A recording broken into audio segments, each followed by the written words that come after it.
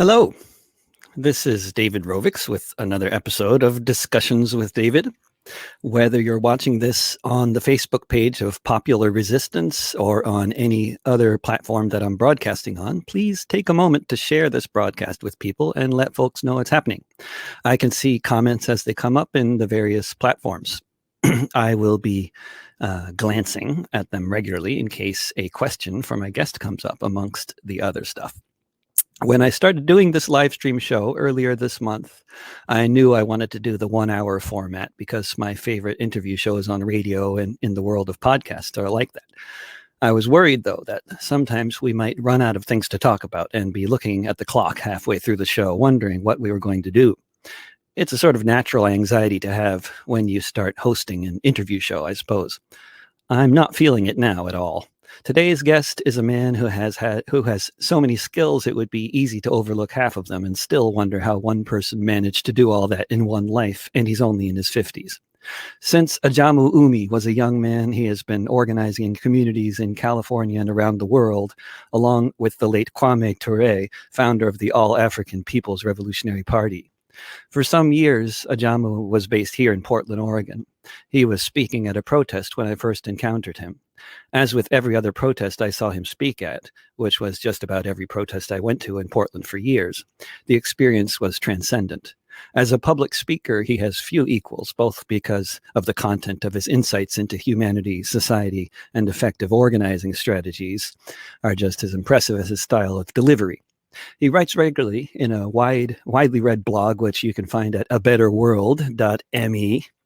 And look at that. So high tech here. And it's full of commentary about our current historical moment during this pandemic. Ahjamu Umi, welcome to my little live stream show. Hey, David, thank you for doing this. And thanks for inviting me.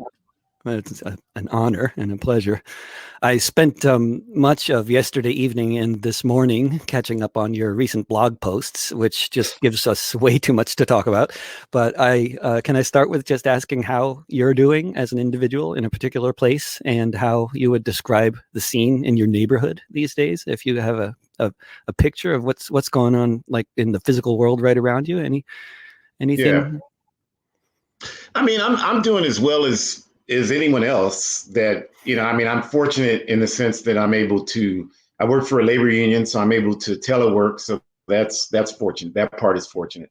I try to make sure I maintain my mental, physical, and spiritual health, and I'm involved in a lot of organizing work, which is very helpful. In terms of the neighborhood, I live in downtown Sacramento, California, here in the United Snakes of America. And, it's like most of these communities around the world right now. There's a lockdown.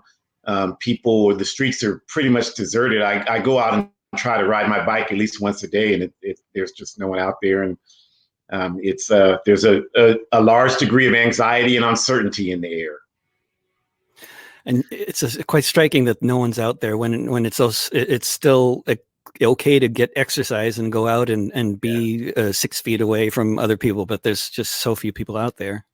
Yeah, it reminds me of several apocalypse movies that I've seen. Mm-hmm. One of the things I was struck with that you wrote about was actually sort of almost a bit of a silver lining in terms of organizing on the internet as a Pan-Africanist, and how the African diaspora is all over the world, and now you can meet with people in Tanzania and Ghana and Los Angeles and Tennessee and all on Facebook or Zoom or whatever. But that's been has that been a bit of a positive discovery for a lot of people, or because a lot of people were not live streaming until like 2 weeks ago? Yeah, I think it's something that people are becoming more aware of. For us, like you mentioned in our Pan-African work, it was always something we did. In fact, just before joining you, I was on a call for our All-African People's Revolutionary Party Political Education Committee, and there were people on the call from Ghana, Kenya, what we call Azania, what people call South Africa, as well as, other parts of the Western Hemisphere. So we do that 3 or 4 times a week.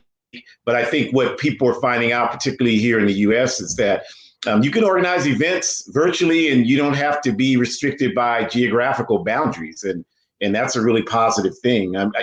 Like you're doing this interview show, I'm doing these seminars with my daughter every Sunday, and we're attracting people from all over the world. So it's a great, it's not obviously these conditions are not ideal, but a true organizer, especially a revolutionary one, is going to find ways to reach people. And that's what people are doing. When can people see the seminars that you're doing? Where can they find that?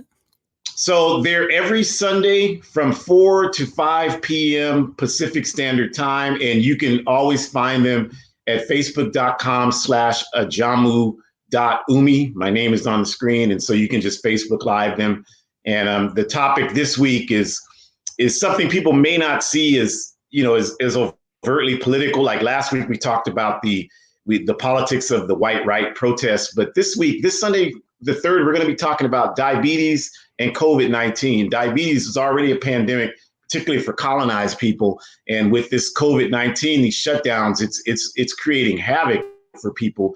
You can't move, and movement is essential to managing diabetes. So we're going to talk about that. And, even if you don't have diabetes, it's important that you're aware of these issues, because somebody does. And with the processed food diet that so many people are dependent upon here in the snakes, if you don't have it now, chances are you'll probably get it, unfortunately. So it's very important that people become aware, what this is all about. Yeah, this whole thing is in so many ways. I mean, this is being said so much in the corporate media as well, which is often surprising. But that to hear people in the corporate media sometimes these days, and to hear some Republican politicians as well, sounding like radicals, actually. A few months ago, it would have been unthinkable to hear the Surgeon General of the United States, the Republican Trump, I believe, I don't know if he's the acting Surgeon General or a political appointee. I'm not sure who the guy was, but he was talking about the historic and current inequities in society around race and class and, poverty. And oh my goodness, it was like, what am I listening to somebody from it could have been you for a moment there, except he wasn't very eloquent about it. But yeah, it's this is a moment, you work for a labor union, and right now there are wildcat strikes that are planned and that are going to be happening tomorrow all over the country. And that puts you in an interesting situation. I don't know, just can you talk about the moment that we're in terms of it seems like, as usual in these kinds of crisis moments, so many people, regular people on the ground, are organizing and are ahead of the institutions that some of which are trying to catch up with them. But the Teamsters have been somewhat supportive of the Amazon workers. Yeah, no, I think that's absolutely true. But first, I just wanted to go back to what you just said, because I think it's crucial.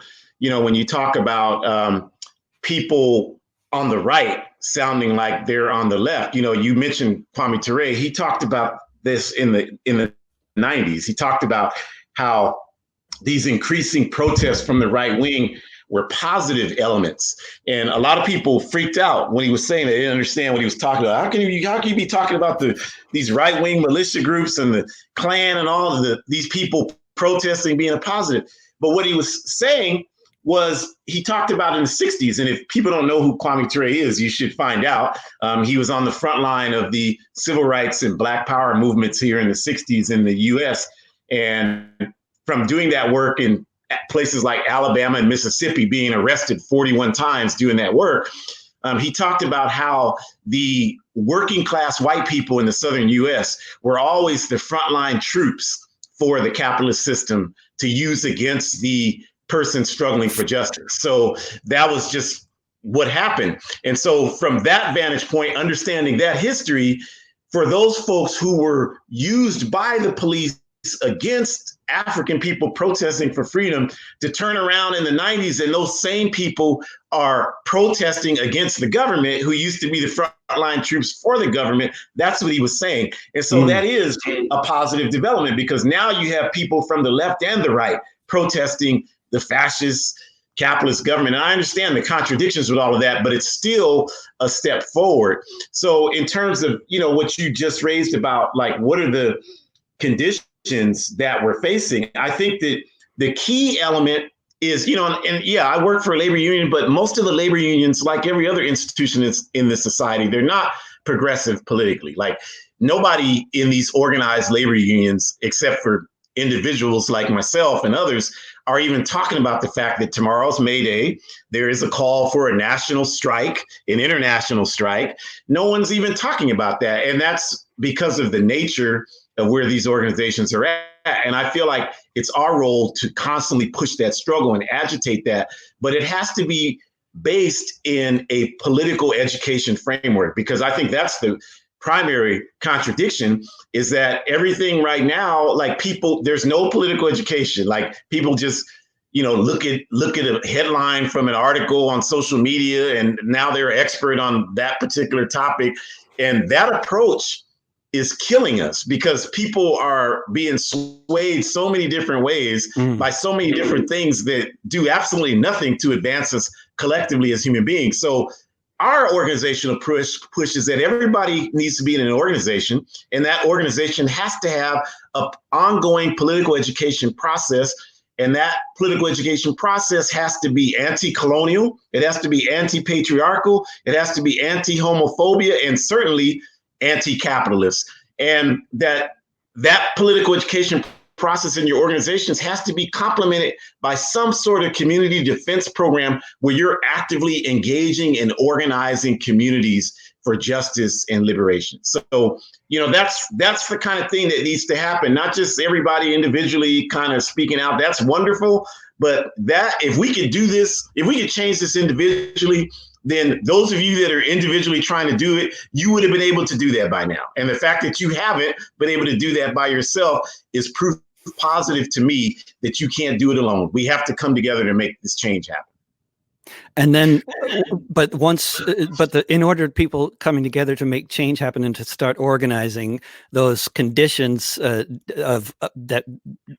conditions being conditions that need to change, need to exist, right? And then people need to have an idea for what they're going for, right? I mean, just taking this rent strike for an example, like I just find that there are so many people from so many backgrounds all over this country who not only cannot pay the rent and are not only scared of being evicted, but what troubles me the most is that they feel guilty for not paying the rent. Right. I wonder if that's you right. can talk about that a little bit, like what these internal contradictions. Right. And that's an excellent example of the point I'm trying to make, is that the reason why people feel like that is because we've been injected with capitalist propaganda for so long. I'm just glad I have a job. Well, if you didn't go to work every day, this society couldn't function. And we've seen a clear example of that in the last 30 something days. So it's not, I'm happy I have a job. It's they're lucky to have you come into work. So because they've imbued us with this backward consciousness where, we think we're just happy, we're just fortunate to be here. And, we're fortunate to have a place to live. This is all the stuff that can be corrected with proper political education, where we understand that paying the rent, we begin to understand that paying the rent and not being able to pay the rent is just a symptom of the problem. The larger issue is that you have a capitalist system where profits are more important than people. So these big banks can get these bailouts and they don't have to be responsible for any of their financial obligations. But you and me have to be responsible for everything. If we can't pay our rent or our mortgage or whatever, it's because we haven't responsibly planned for our financial future. Whereas these corporations couldn't even go 30 days without coming to their knees. And nobody is saying, well, how come they didn't plan for their future? And all they had to do is exploit labor. So they should have had more than enough revenues to last them not only 30 days, but 30 years, because they're not even doing the labor. They're just exploiting all of us. But we don't even think like that. We think we put all that anxiety and pressure on ourselves. And this is the job of this system, is to make us think in this individualistic, self-defeating fashion, instead of us learning through political education to recognize that this system is designed to use us, kill us, and then find somebody else to do the same. And so, we don't have anything to be ashamed. You have nothing to be ashamed of if you can't afford rent or food or whatever. This is the fault of this system. Even these people protesting on the right, who they should be angry with is this system that's abandoned them. There are countries, even a poor country like Senegal in West Africa, is testing 40 to 50% of their people for COVID-19 is finding ways to, if they can't pay for people's salaries, they're finding ways to eliminate people's debt during this time. And this country has nothing like that. This is something that you were writing about in the blog that really struck me, which was that, like, we're hearing so much about the appropriately enough, we're hearing a lot about the successful efforts in China and South Korea and Taiwan to mobilize and combat the virus. But also, I think appropriately, we're hearing about what a catastrophe the response has been in the United States. But what is so not talked about at all is Senegal and Cuba, and which you have written about on your blog. Which and both countries are having a really impressive response. I don't know if Cuba is involved also with the. Cuba is also sending doctors all over the world still, even during the crisis, which has also hit Cuba, and they're developing pharmaceuticals there in Cuba, which is which probably won't get used here, I imagine. No, but they're blocking usage. Yeah, that's right. They don't want us to know clearly. To the extent that I assume some of these editors of the corporate press are aware of what's going on in Cuba and in Senegal. They don't want us to know that other countries that are much less, have much fewer resources than the United States has, are doing such a better job. That's right. And the key for these countries, as you say also in your writing, is that there are many countries in the world where people and the government and the society generally has a sort of more society first orientation, that there's something called society and we're all part of it, and we're going to help each other out and defend each other and make sure we can all eat during the crisis and everything else. But here it's that individualism that is so toxic. That's one of the terribly toxic things. Yeah, that's right. The elephant in the room is Cuba's a socialist country. And because of that, they do have that people first approach. And, I understand all the anti-Cuba propaganda. I'm happy to debate with whomever about that and show you where you're confused, because the information that's coming out here is 99.9% wrong. But you're right. They developed in 1981, they developed the interferon alpha 2B antiviral drug. It works with the body's proteins to build up the body's own immunity system. And they've used that for the last 40 years on HIV patients. And because of that, they were the first country in the world to eliminate mother to child HIV transmissions. And so they started using the interferon alpha 2B drug on COVID-19 patients. They had tourists from Italy there because Italy provides more tourists to Cuba than any other country. You have this U.S. blockade, so that gets in the way. So they've had success with that. And so now they're in 50 countries worldwide treating people with the interferon alpha 2B. And then they also are developing an actual vaccine for COVID-19 that they're in the testing phases of. And meanwhile, this country's government is blocking their ability to export their medical teams and supplies to these other countries, and refusing to accept Cuba's offer to send their antiviral drugs here. And this country has no vaccine, no antiviral treatment, nothing on the table. God, it's just amazing. And the U.S. Gulf also refused Cuban help during Hurricane Katrina in 2005, and they were fully prepared to save a whole lot of lives. Right. That's right. And it's like, this clown comes on television here, the empire president here comes on television. We're testing more people. We test more than anybody, double of anybody. And it's like, I don't know if people believe that, if they just flunked math. But if you've tested 5 million people and there are 350 million people, that's barely 1% of the population. So, I know 6 people who have come down with COVID-19. 2 of them have passed away, including the founder of the Black Panther Party here in Sacramento, California, Brother Omowale, formerly Charles Brunson, who passed away a week or 2 ago. And so, this is real. This is devastating people. And these people are on television playing games because they don't care whether you and I die. All they care about is capital accumulation.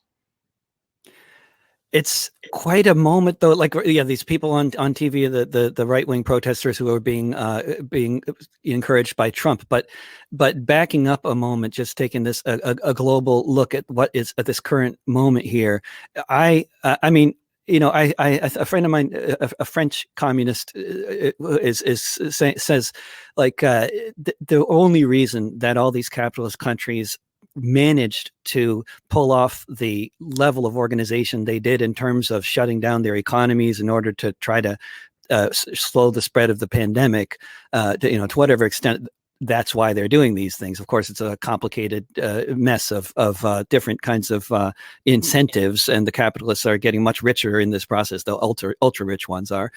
But my friend in France was saying that basically China set the example. Here's how you do it. And then other countries are following suit. But it is astounding to me and to many other people I've talked to that the capitalist countries were actually even had the capability of taking this kind of initiative in the first place. I actually did not expect that they could. Did you? No, I mean, because it's not something they're interested in doing. Nothing that's happened here has been a surprise to us. This is all about everything they're talking about is about ensuring that capital continues to be amassed. And that's all they're concerned about. Even this whole thing about opening up is about that. Clearly, with no comprehensive testing process, with no vaccine, no antiviral treatments, talking about opening up is insanity. You don't even know who has this virus. You don't even know. And everywhere that it's opened up, you've seen an uptick in people contacting the virus. So that's to a high school student. This is insane. But yet, still this is what happens here because they can get away with it because they've got people, wrapped around these propaganda mechanisms and they can get people to react. And, we've got to do whatever we can to put a wrench into that. And if they do this opening up without any vaccines or anything in place to deal with the crisis, really, then what's going to happen is just an exponential increase in the rate of death. And that's going to affect certain communities, obviously, much more than others. And then that will also have an impact on the economy, not to mention on the possibility for, even more revolutionary social change than what they're already afraid of. Right, I mean, right. that must be going through I'm sure that must be going through the heads of the ruling classes of the world more now than at any time since certainly the Great Depression, to my thinking, in terms of like the Western capitalist countries, like what they're afraid of now. I mean, I don't know. I'm a big fan of the 1840s in European history, and in 1846 there was a potato blight that caused half of the population along with colonial policies in Ireland, the combination of the potato blight and the colonial policies, like half the population of Ireland died, and most of Europe was hungry. Most of European industry shut down because all the workers were spending all their money on food. Then once industry shut down, everybody was even more impoverished, obviously, and that ultimately created the revolutions of 1848, which overthrew every monarchy in Europe aside from two of them.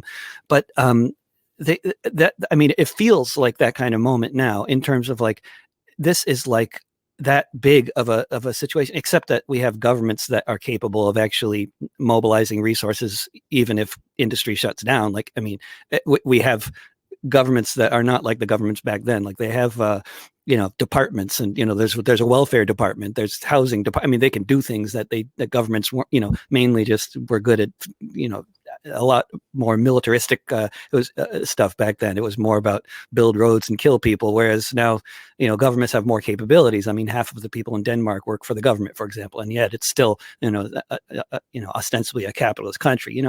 But But here we are, like this pandemic, which, I mean, I think in some sense you have to go back to history to find sort of precedents here. But I mean, but in a way, there's a lot of precedents, right?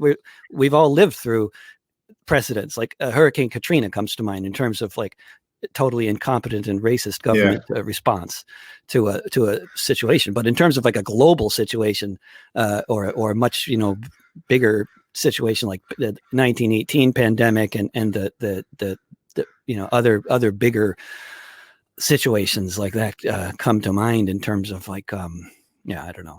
I don't know where I'm going with this, Well, but I mean, that's right. I mean, there's a meme going around among African community circles that's meant to be humorous, and it's directed at our white international family members, and it says, y'all worried about your jobs, you worried about trying to get food, you only been black for a couple of weeks now. So I mean, this has always been the reality for a lot of people on Earth.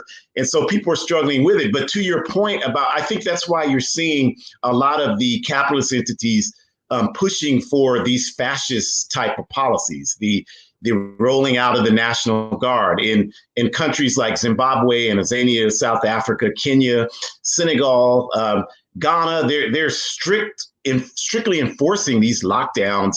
And I think, in this country, you'll begin to see more of that happen. I saw where in Kentucky they started handing out these $500 fines just for people walking on the street. But then at the same time, essential, marijuana dispensaries, liquor stores are considered essential businesses. And of course, the reason for that is what you said. They've got to make sure people can stay complacent. They don't want people, people can't find a way to alleviate this stress and anxiety. That's going to feed into the fire of resistance. So stay high, keep doing all that and just don't worry about it. That's what they're hoping people will do. In the Netherlands, they shut down all the coffee shops for 24 hours, where they sell the pot. They're called coffee shops in the Netherlands. Mm-hmm. And then the 24 hours later, they changed their minds and opened them back up. Yeah, that was a lot of people were noticing that. But I mean, I think that, we have to be prepared, because I think that in time, it's totally realistic to see where, like, channels like the one you're using, the one I'm using, the one some people are using are no longer available to us. Yeah. I think that we'll, there's a real possibility we'll see that, because as more and more people, I'm sure you have a very steadily growing audience. The seminars I'm doing are hundreds of people participate every week. And it's only a matter of time before they begin to say, like, look, this is really not in our interest to have this happening. And so they begin to put up blocks under the title of national security or whatever lie they put out there. But yeah, that's something we have to be aware of. They're going to do everything they can to control dissent during these times.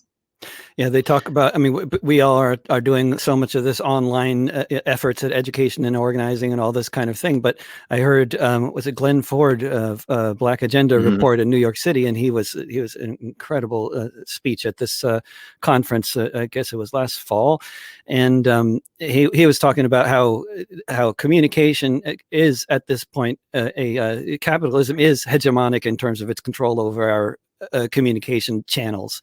And I don't know what he would think, but it seems to me that there was a brief period of maybe 10 years or so after the internet existed until it got kind of controlled by the corporate platforms almost completely. But that seemed like I would say kind of a bit of a golden age for organizing online, actually, before most people were even doing it.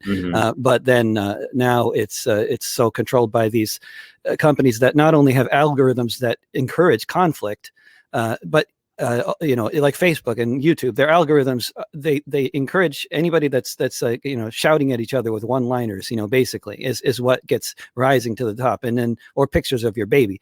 But if you're talking about anything substantive, then it's generally not going to get boosted, right. And this is how, and what it terrifies me that most people don't seem to even be aware that it is the algorithms of these platforms that is causing them to see the most controversial content and the most arguing.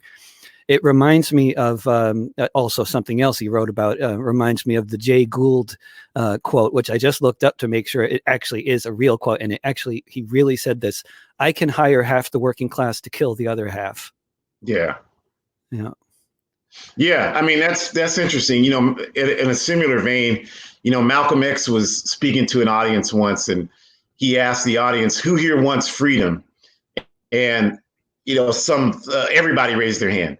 And they asked, well, who here is willing to die for freedom? And, some of the people raised their hand. Most of the people didn't raise their hand. And then he asked, who here is willing to kill for freedom? And then a few people raised their hand. And then he said, well, then you need to start with the people who didn't raise their hand, they're willing to die for it. So it's like, I mean, it's a crucial time, but I think the message for people, because a lot of people feel like, oh, I'm just so overwhelmed, I don't know what I can do in my house. But there's actually quite a bit you can do in your house, and it doesn't require a lot of your time. Like if people think about it, if you decide to give 1 hour a week towards any type of positive organizing work, 1 hour is nothing a week, but it's 4 hours a month. If you made phone calls, for example, for those 4 hours a month, you could call 15, 20 people. That's 80 people a month that you're making contact with about doing something. That's 80 people that aren't being contacted until you do that. So that's a significant contribution. So I think that, we have to, like, you don't have to be David Rovics doing these shows, having all this, wonderful historical knowledge. You can be whoever you are, and everybody has a contribution and a skill to make that's needed that can be helpful in moving us forward. And also in terms of organizing the kinds of things that people are talking about so much, like rent strike or other forms of strike. I mean, the rent strike thing, obviously, and you have a long history of involvement with housing issues. And one of the times I saw you was when you had just been pulled over by police outside of a house with a family that was being evicted. But the housing crisis was a crisis before the pandemic in a massive way. And throughout the West Coast, whenever anybody talked about the crisis, usually they were talking about the housing crisis. Among others, it was probably the main one that most people would call the crisis if you're going to pick a crisis here, at least in this part of the country. But it's yeah, I've been saying that it's like, here in Oregon, I think it's similar in California. No, in California, it's until the end of May, right? And here in Oregon, until the end of June, that there's a suspension on evictions. Okay. And so it's kind of like, and also here in Portland, a suspension on late fees and a suspension on evictions proceedings. So, which means that essentially for 3 months, you can have a rent strike with no consequences. And it's kind of like if you know what you're doing, I guess if you're aware of, they're going to try to scare you and threaten you. But if you know what your actual rights are under this new law, you can not pay rent until the end of June. And I've been calling it like a rehearsal for a rent strike, but the real rent strike begins once they can evict you. And now, as you say, like, I mean, now is the time that anybody who isn't paying their rent, if you could spend an hour a week calling people who also maybe are not paying their rent and organize, or even with people who are paying their rent, and organize anti-eviction squads and have some knowledge about how these things can work. I wonder if you can talk a bit about that situation. I mean, I think one of the main weapons that imperialism has, this system of domination that it has, is just convincing people that, well, you just need to be alienated. The individualistic approach, there's, if people don't see any of the things you're talking about happening, the way we're conditioned is to assume that nothing's happening. And that's a severe error that all of us make. Like, there's so much that's going on, and there's so much that you can contribute to. Like, for example, like, people think, well, people aren't going to be interested in really doing anything that's militant. But this is so far from the truth. Like, we had a couple of weeks ago here, we moved some houseless families into vacant houses. We did it on a weekend. And the way we did it is the same way we did it back in Portland years ago. As we would go in the communities, we knocked on doors, we talked to people, we explained to people, like, this house has been vacant for several months, that's driving your property values down because it's been vacant. We're moving people in there. Here they are. We like to introduce you to them. They're wonderful people. They need a place to live. Like, this COVID-19, you can't shelter in place if you don't have a shelter. So the safest thing for you and everybody else is for all these folks to have somewhere to live. And we would talk to people about that door to door, and 85% of the people were 100% supportive. They met the folks. Whoa, people were like, oh, what do you need? Do you need some dairy products? Do you need this? So this belief that people have that, well, nobody wants to do anything, nobody's interested, nobody's going to support. This is the propaganda that's being aimed at us. This is not the reality on the ground if you're actually doing the work. And so I think that, people just need to understand that, like, people are afraid. People are out of work. They're afraid. They don't have income. This is the best time for action, and people are willing to support action. And we just need people to get engaged and make it happen. And we will win. It's easier than ever for people to see this sort of completely obscene contradiction between hundreds of thousands or millions of people living on the streets of this country while the country's shut down and all the hotels are empty because there's no tourism. So of all times, I mean, they could be putting up every houseless individual in this country in their own 5-star hotel room and without a problem. Right. And in Santa Cruz, I was talking last week with Keith McHenry from Food Not Bombs, and this is going out also on Food Not Bombs Facebook page. And Keith, in Santa Cruz, the police have been rounding up homeless people and putting them in metal pens in parking lots. Yeah, which have a hygiene station. Which is their like they're supposed to not get COVID-19 because although they're outdoors in a parking lot in a metal pen, they have access to running water. It's doing a similar thing here. Yeah, parking lot. Yeah, exactly. Keith sold his house in New Mexico in order to put up half of the population, homeless population in Santa Cruz in hotel rooms for a couple of nights. He started a program of hotel vouchers, because I mean, doing what the city should be doing, Exactly. Yeah. Yeah. I mean, what is the role of government if it's not to protect people in times like this? Like this is, the one dialectical positive of this entire crisis is that it's really, for anybody paying even the slightest attention, it's really exposed the contradictions of the capitalist system, like unable to meet even basic needs of people anywhere. This system has been unable to do that. And so that should tell you, like, this is not this belief that they want everyone to believe, like this is the strongest economy. Clearly, it can't even go 30 days. You're seeing that really what you have is an illusion. There's people with capital on the top, and after that, that's it. Like, we're doing all the work. So, this should tell us, like, we have the power is with us. We have the power to determine what happens. Yeah, I'm not paying rent here in this apartment, and it's owned by a corporation called the Randall Group, and they, they're investment corporation up and down the West Coast. They have hundreds of buildings, and they actually sent a letter to everybody. I assume to everybody, all their tenants, but maybe just the ones who are not paying the rent. I'm not sure. But they sent a letter saying if people didn't pay the rent on their apartments, then they implied, or maybe they said it directly, I can't remember, but they basically implied that they'd have trouble paying the workers who are mowing the lawns and fixing the sink when it breaks and that kind of thing, which is just for anybody that has the slightest knowledge of the economics here, this is a corporation that is making billions of dollars, by doubling our rents, tripling our rents, not based on anything but that they can do it.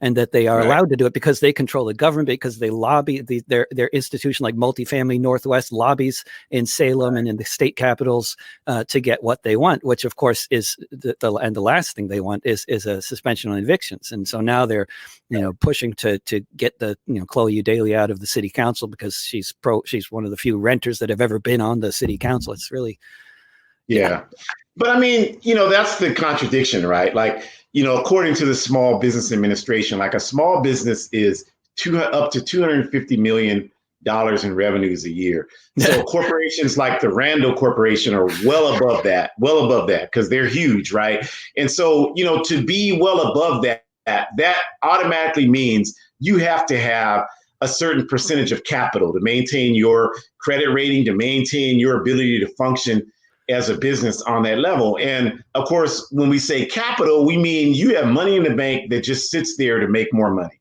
So for these types of people to argue that they don't have money to meet payroll is absolutely absurd. But they give their profits to their stockholders every quarter, right? So a lot. So they may actually, as I understand it, and I'm not an economist, but they may not technically have the money in the bank, right? They have loads of credit. They can take out lots of credit, but they're the money in the bank. They're just given to their stockholders, and you can see what they're doing with these buildings by the duct tape that they send in to fix the sink with when it breaks. Right, but the point is the one capitalism 101, right? If they don't have capital somewhere, those investors aren't going to be investing in them, because no investor is going to invest in a company that's hand to mouth, and investing all this money in a company that has no, capital represents stability in the capitalist world. So who is going to invest in that when there's no, like, you can't even demonstrate that you can function for a few weeks? That's not a recipe for success. So I guarantee you that the Randall Corporation has capital somewhere. Yeah, somewhere they got it. For sure. Ahjamu, I just want to switch gears a little bit and ask you about yourself a little bit more. If sure, absolutely. When you were in your 20s when you first took a trip outside of the U.S. and started, where did you go to Africa first, or did you? Yeah. Well, tell me about that. The first trip outside of this country we have a women's wing, the All African Women's Revolutionary Union, and they had a conference in England. And then I started traveling to Africa quite frequently. And one of the trips was I know people here in the U.S. don't know a lot about Guinea.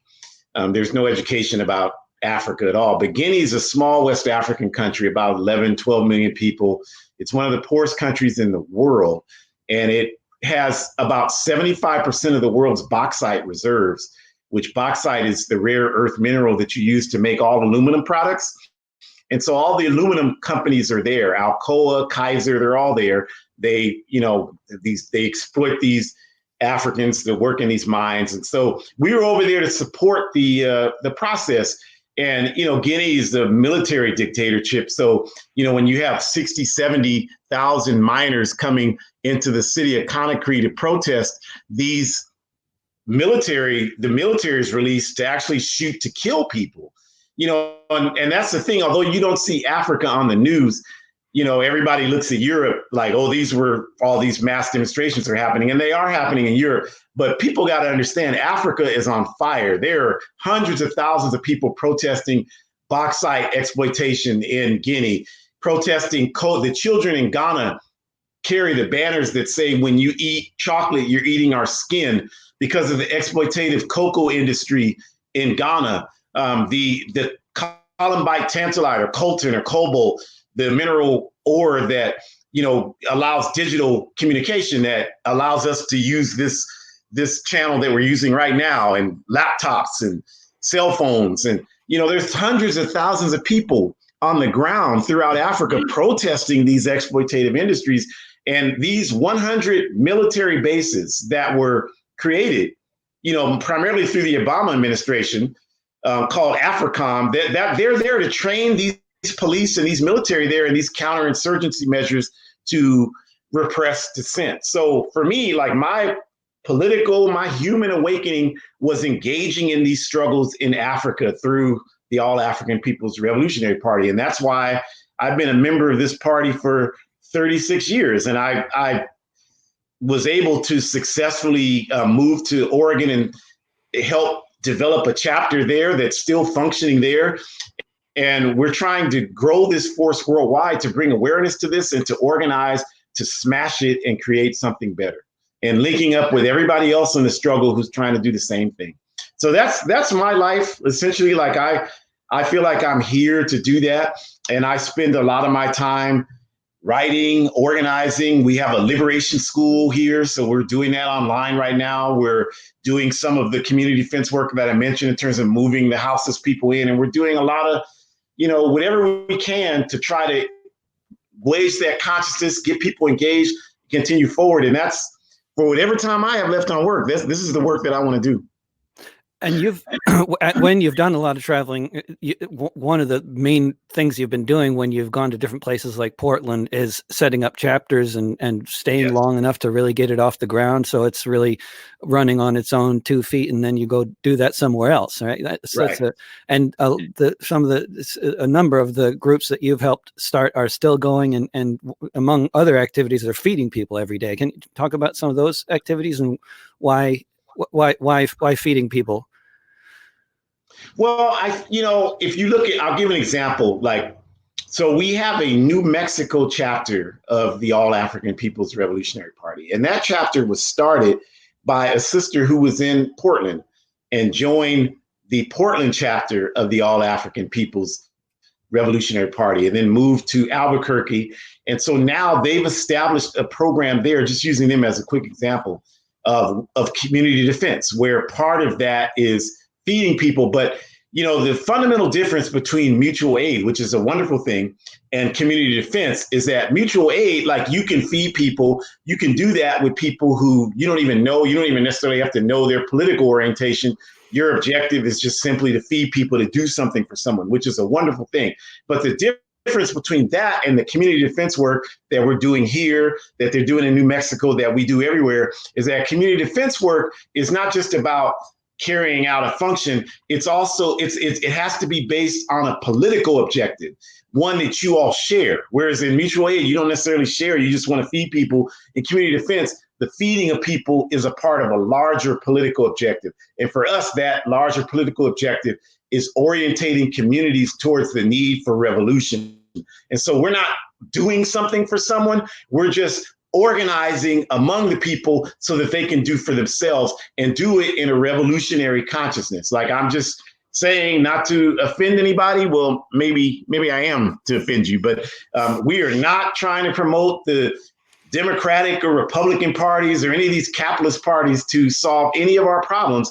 We are trying to promote that it is the masses of people who are the makers of history and who have to get involved. And even if you are organizing in, say, the Democratic Party, we're not telling you not to do that, but we're saying that if you're not organizing a movement, not just an individual candidate, but a movement to push the Democratic Party, then you're missing the boat. We have to build mass movement. That's how change happens. It happens when the masses are pushing in a certain direction. It doesn't happen through, nobody can point to me any individual politician who has improved the conditions for the masses of people. That has never happened, and it never will happen. And even if you can tell me about a progressive politician, that politician somewhere, somehow came from the mass struggle for justice. So we have to have these mass struggles, and the politicians we should view as just a product to carry out the interests of the masses, not as the end result of the mass struggle.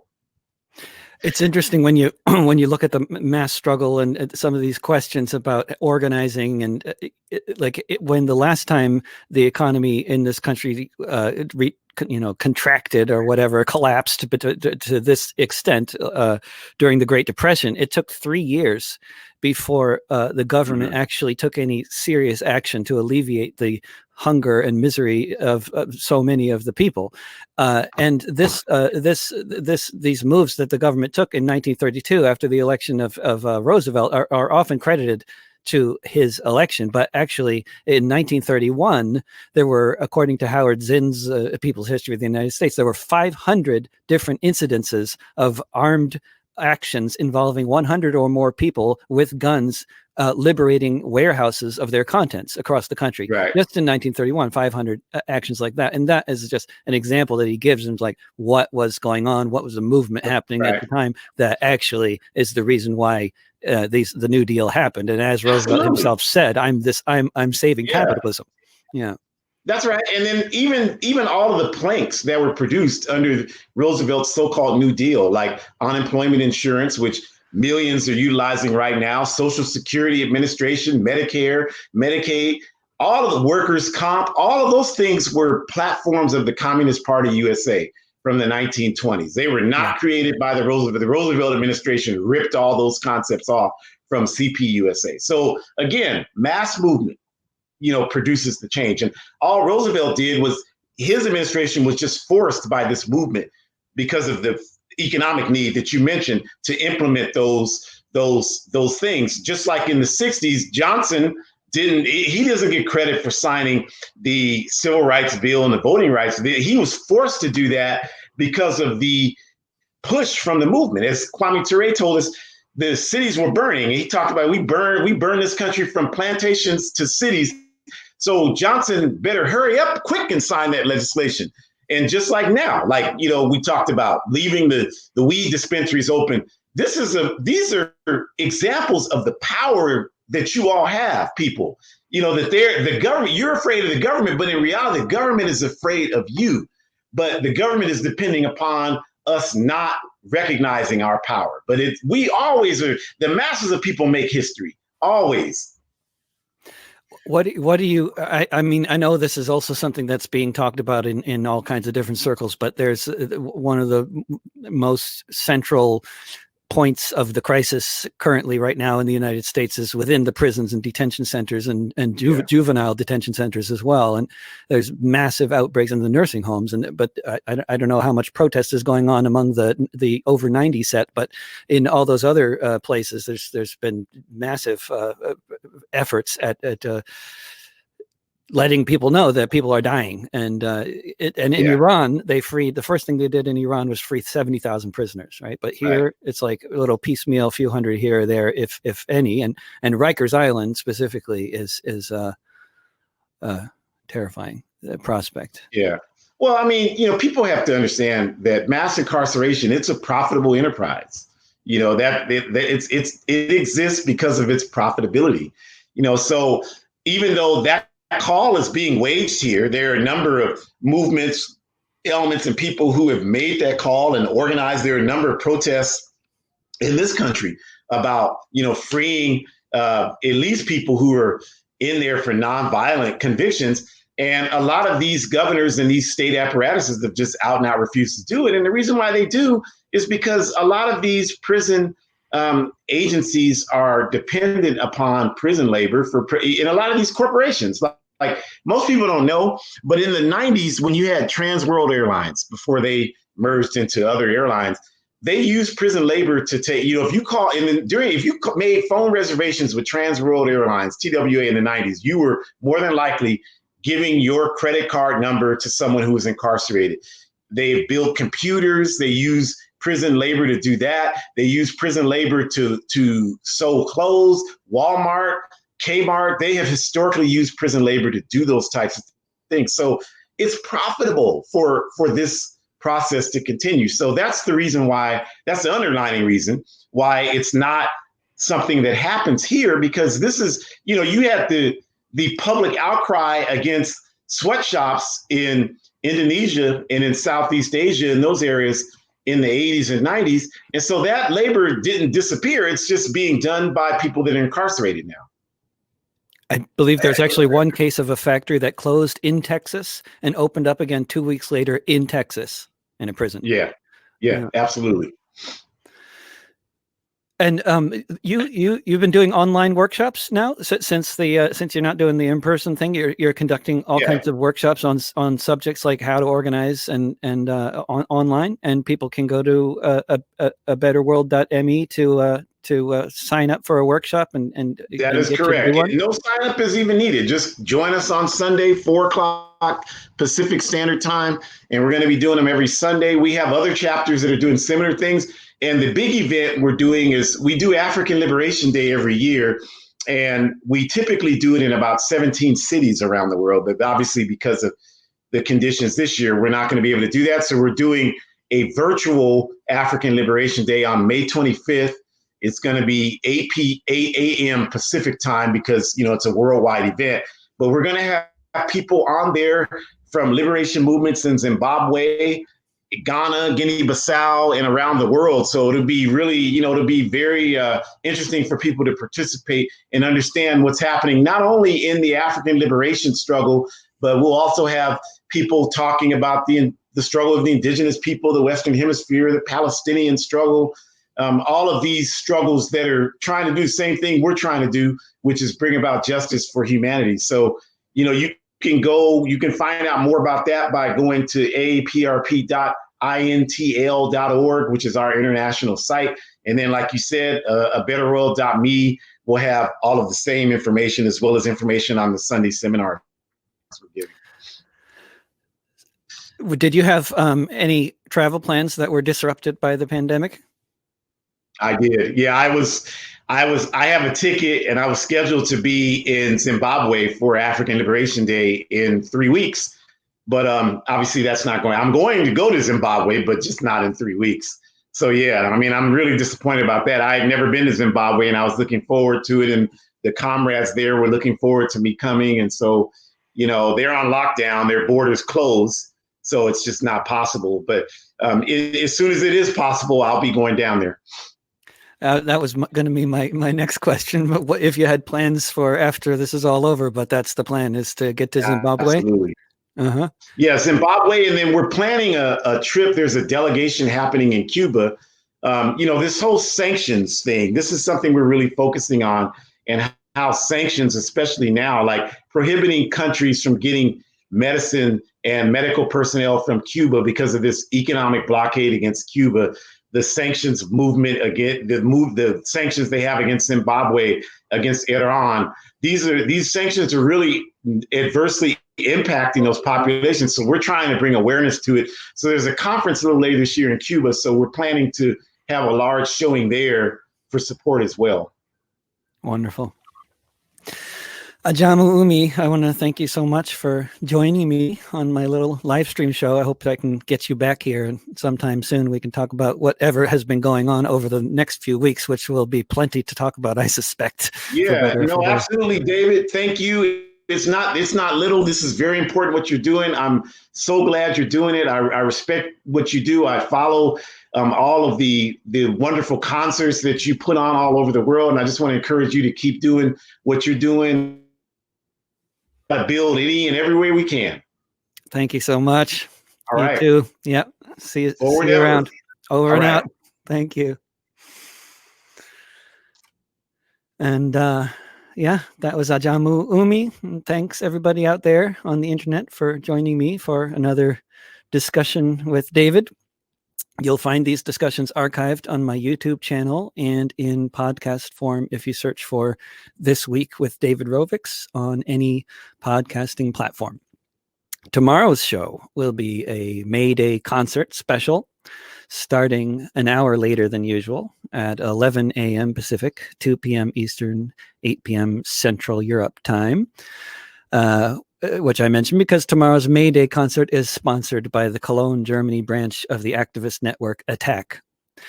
And I hope to see you here in the Matrix there and eventually back out in the streets.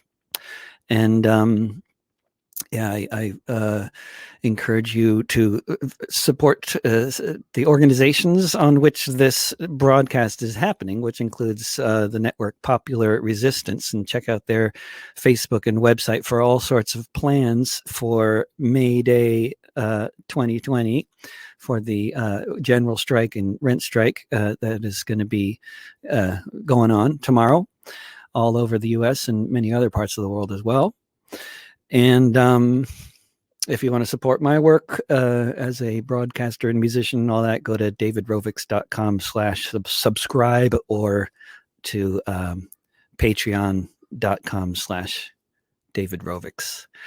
And once again, thank you so much for joining me for this discussion with Ahjamu Umi, and I hope to see you tomorrow for the May Day concert, which again begins an hour later than usual at 11 a.m. Pacific, 2 p.m. Eastern, 7 p.m. GMT.